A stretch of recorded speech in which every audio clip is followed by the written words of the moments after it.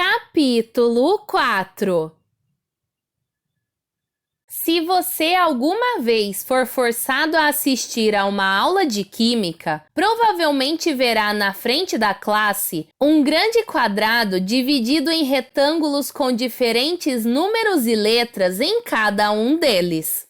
Esse quadro é chamado de tabela dos elementos, e os cientistas gostam de dizer que contém todas as substâncias de que é formado o nosso mundo. Como todo mundo, os cientistas erram de tempos em tempos, e é fácil ver que estão errados a respeito da tabela dos elementos. Porque muito embora essa tabela contenha um grande número de elementos, do elemento oxigênio, que é encontrado no ar, ao elemento alumínio, que é encontrado nas latas de refrigerante, a tabela dos elementos não contém um dos elementos mais poderosos que formam nosso mundo. E este é o elemento surpresa.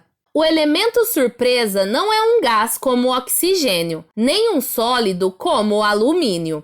O elemento surpresa é uma vantagem injusta e pode ser encontrado em situações em que uma pessoa se aproxima furtivamente de outra.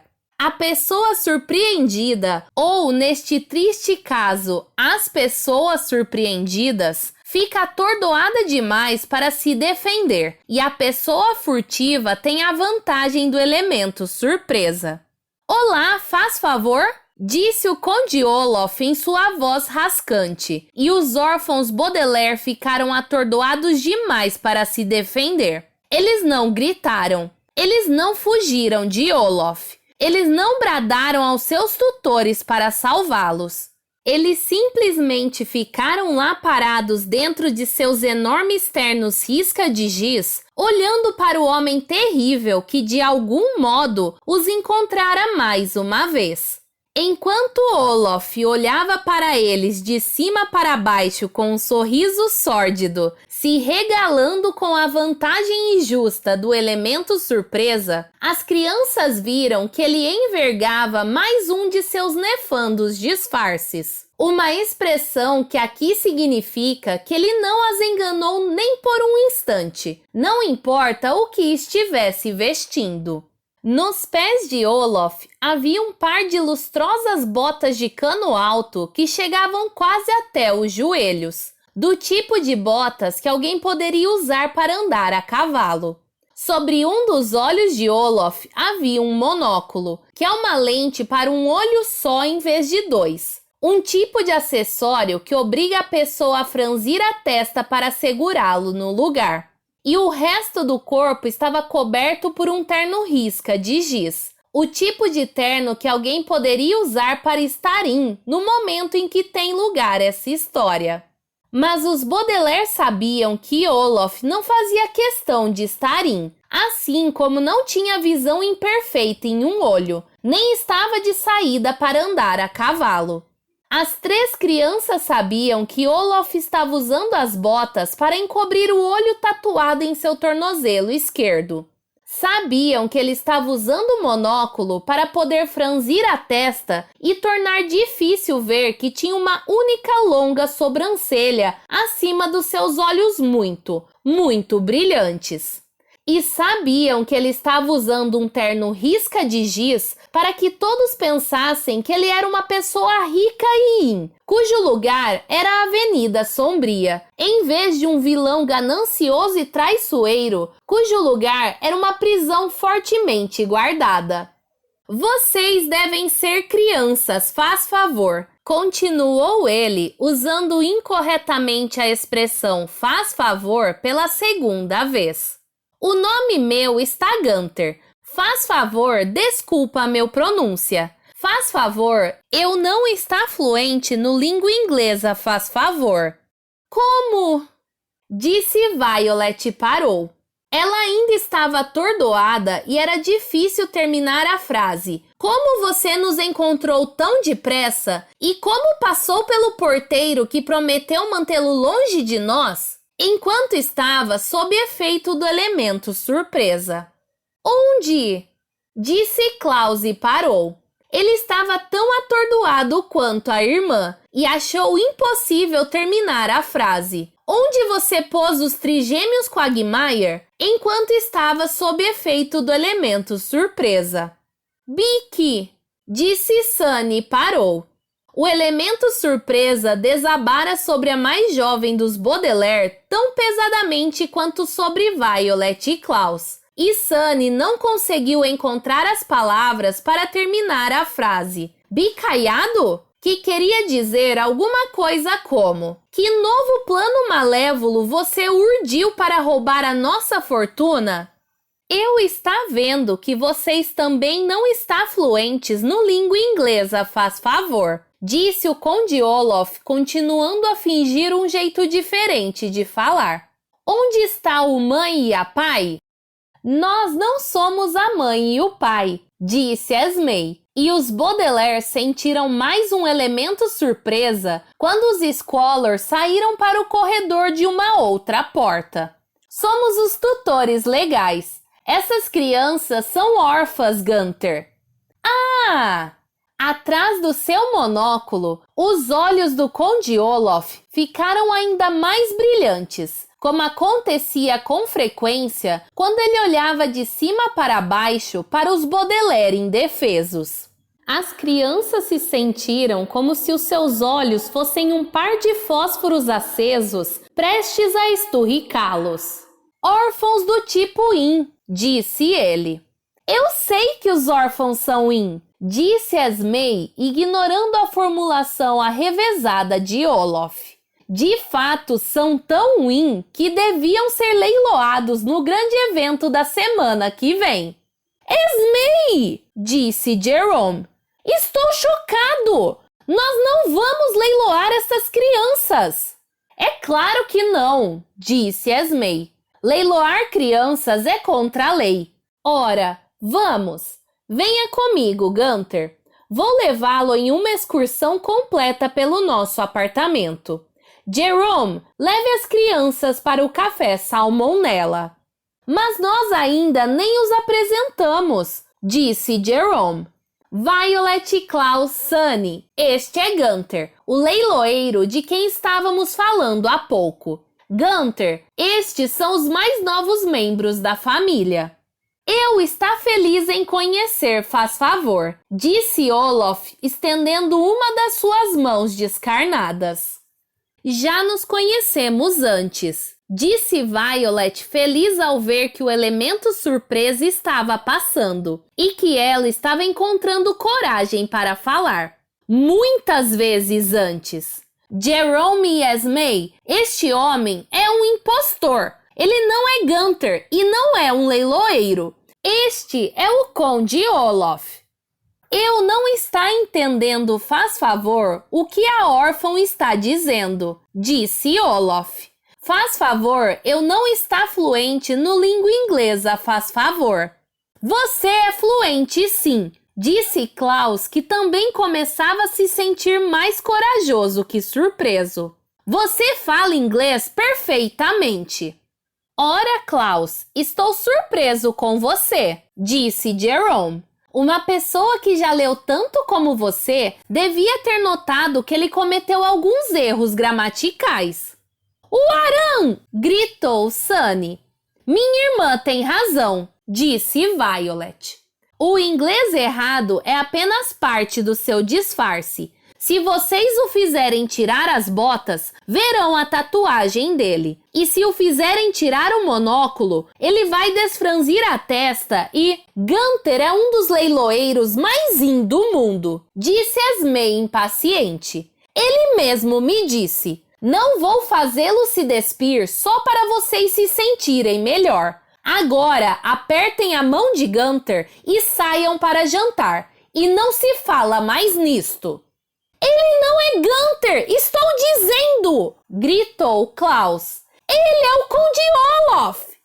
Eu não sabe o que você está dizendo, faz favor, disse o Conde Olaf, encolhendo os ombros esqueléticos. Esmé, disse Jerome hesitante. Como podemos ter certeza de que este homem é de fato quem ele diz ser? As crianças realmente parecem muito assustadas. Talvez devêssemos ouvir o que eu tenho a dizer, disse Esmée, apontando um dedo de unha comprida para si mesma. Sou Esmée Gigi Genevieve Squalor, a sexta consultora financeira mais importante da cidade. Moro na Avenida Sombria e sou inacreditavelmente rica. Eu sei disso, meu bem, disse Jerome. Eu moro com você. Bem, se você quer continuar morando comigo, vai chamar este homem pelo nome certo. E isto vale para vocês 3 crianças também. Eu me dou ao trabalho de comprar uns ternos risca de giz maravilhosos para vocês. E vocês começam a acusar as pessoas de andar disfarçadas. Tudo bem, faz favor, disse o Conde Olaf. Os crianças estão confundidas. Nós não estamos confusos, Olaf, disse Violet. Esmée voltou-se para Violet e lançou-lhe um olhar irado. Você e seus irmãos vão chamar este homem de Gunther, ordenou ela, ou vão me deixar muito, muito arrependida por trazer vocês ao meu glamuroso lar.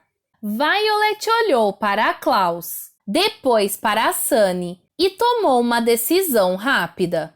Nunca é agradável discutir com alguém, mas às vezes é útil e necessário. Outro dia, por exemplo, foi útil e necessário para mim ter uma discussão desagradável com um estudante de medicina, porque se ele não tivesse me emprestado a sua lancha de corrida, eu estaria agora acorrentado dentro de uma minúscula sala à prova d'água, em vez de estar sentado em uma fábrica de máquinas de escrever, batendo esta deplorável história. Mas Violet percebeu que não era útil nem necessário discutir com Esmée, pois a sua tutora já tinha claramente se decidido quanto a Gunther. Seria mais útil e necessário sair da cobertura e tentar imaginar o que fazer a respeito do reaparecimento daquele pavoroso vilão, em vez de ficar ali parada discutindo sobre que nome usar para ele. E assim, Violet respirou fundo e sorriu para o homem que tantas desgraças trouxera às vidas dos Baudelaire. Mil perdões, Gunther, disse ela, quase engasgando com seu falso pedido de desculpas. Mas, começou Klaus. Porém, Violet lançou-lhe um olhar que queria dizer que os Baudelaire iriam discutir o assunto mais tarde, quando não houvesse adultos por perto. Tem razão, disse ele depressa, entendendo na hora a olhada da irmã. Nós o confundimos com outra pessoa, senhor. Gunther ergueu a mão para o rosto e ajustou o monóculo. Tudo bem, faz favor, disse ele. É tão mais agradável quando ninguém está discutindo, disse Jerome. Vamos, crianças, vamos jantar. Gunther e Esmée têm de planejar o leilão e precisam do apartamento só para eles. Me dê só um minuto para enrolar as minhas mangas, replicou Klaus. Os nossos ternos estão um pouquinho grandes. Primeiro, vocês se queixam de que Gunther é um impostor. Depois se queixam dos ternos, disse Esmée, revirando os olhos. Acho que isto serve para mostrar que os órfãos podem ser e indelicados ao mesmo tempo. Venha, Gunther, deixe-me mostrar o resto do meu glorioso apartamento. Até logo, faz favor, disse Gunther às crianças, os olhos brilhando forte, e deu-lhes um pequeno aceno de mão enquanto seguia atrás de Esmée pelo corredor. Jerome acenou de volta, mas assim que Gunther desapareceu na virada do corredor, ele se inclinou para perto das crianças. Foi muito gentil vocês terem parado de discutir com Esmée, disse ele. Eu pude perceber que vocês não ficaram totalmente convencidos de ter se enganado a respeito de Gunther. Mas não se preocupem, há uma coisa que podemos fazer para tranquilizá-los. Os Baudelaire se entreolharam e sorriram de alívio. Oh, obrigada, Jerome, disse Violet. O que você tinha em mente? Jerome sorriu e se ajoelhou para ajudar Violet a enrolar as pernas do seu terno. Será que você adivinha? Disse ele. Poderíamos obrigar Gunther a tirar as botas, disse ela. Aí então veríamos se a tatuagem de Olaf está lá. Ou poderíamos obrigá-lo a tirar o monóculo e desfranzir a testa, disse Klaus enquanto enrolava as mangas. Aí então poderíamos dar uma olhada melhor na situação da sua sobrancelha. Resica, disse Sunny, o que queria dizer alguma coisa do tipo. Ou poderíamos simplesmente dizer a ele para ir embora da cobertura e nunca mais voltar. Bem, não sei o que resica quer dizer, disse Jerome. Mas nós não vamos fazer nenhuma das outras coisas. Gunther é um convidado e nós não queremos ser indelicados com ele. Na verdade, os Baudelaire queriam ser indelicados com ele, mas sabiam que seria indelicado dizer isso. Então, o que vai nos tranquilizar? Perguntou Violet. Em vez de descer todas aquelas escadas a pé, disse Jerome, podemos descer pelo corrimão. É muito divertido e sempre que faço isto, tiro todos os meus problemas da cabeça, não importa quais sejam. Sigam-me!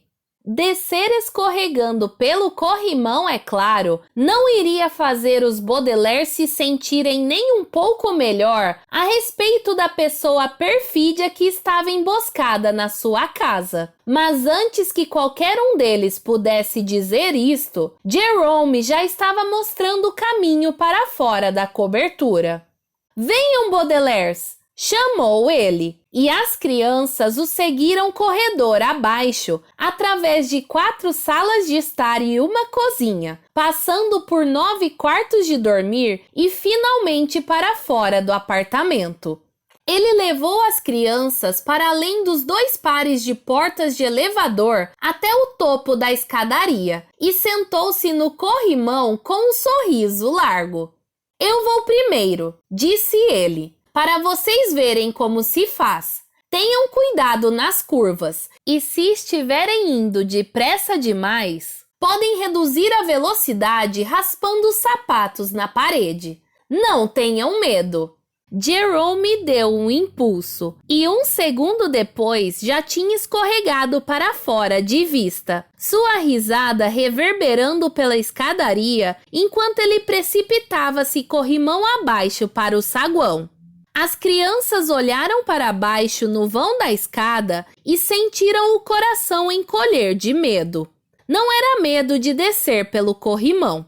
Os Baudelaire já tinham escorregado por um bom número de corrimãos abaixo. E apesar de nunca terem descido por um que tivesse 48 ou 84 andares de altura, não estavam com medo de tentar, especialmente agora que a luz normal estava in e eles podiam enxergar aonde iam. Mas assim mesmo, estavam com medo. Estavam com medo de que Gunther tivesse algum plano engenhoso e sórdido para pôr as mãos na fortuna dos Baudelaire, e eles não tinham a mínima ideia do que era. Estavam com medo de que algo horrível tivesse acontecido aos trigêmeos Quagmire, já que Gunther parecia ter tido tempo à vontade para achar os Baudelaire aqui em seu novo lar. E estavam com medo de que os Squalor fossem de pouca ou nenhuma ajuda para manter as 3 crianças a salvo das garras perversas de Gunther.